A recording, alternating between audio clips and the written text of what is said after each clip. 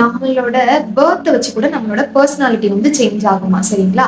So நீங்க வந்து ஒரு வேளை வீட்ல பிறந்த ஃபர்ஸ்ட் குழந்தையா இருக்கலாம். ஃபர்ஸ்ட் பார்ன் சைல்டா நீங்க இருந்தீங்க அப்படின்னா, உங்களுக்கு எல்லா விஷயத்தையும் நோ, நோ சொல்லி தான் கேள்விப்படுவீங்க. பிகாஸ் நீங்க வீட்ல ஃபர்ஸ்ட்டு. அதனால நீ இப்படி இருக்கணும். உன்ன பார்த்து தான் உன் தம்பி, தங்கச்சிங்க வளருவாங்க.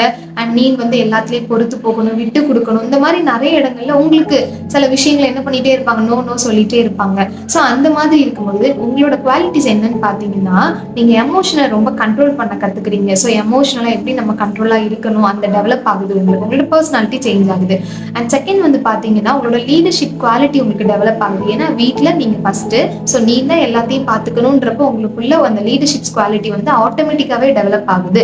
ஸோ இது வந்து உங்களோட பெஸ்ட் குவாலிட்டிஸ். இதே நீங்க செகண்ட் பார்ன் சில்ட்ரனா இருந்தீங்கன்னா, நீங்க வந்து ரொம்ப எப்படி சொல்றது, அம்மா, அப்பா கூடயே இருக்கிறனால ஓவர் ப்ரொடக்டிவா இருப்பீங்க. ஆனா உங்களுக்கு பவுண்டரிஸ் வந்து நீங்க தானாவே டெவலப் ஆகும். ஓகே. ஸோ இதுதான் 2 பேருக்குள்ள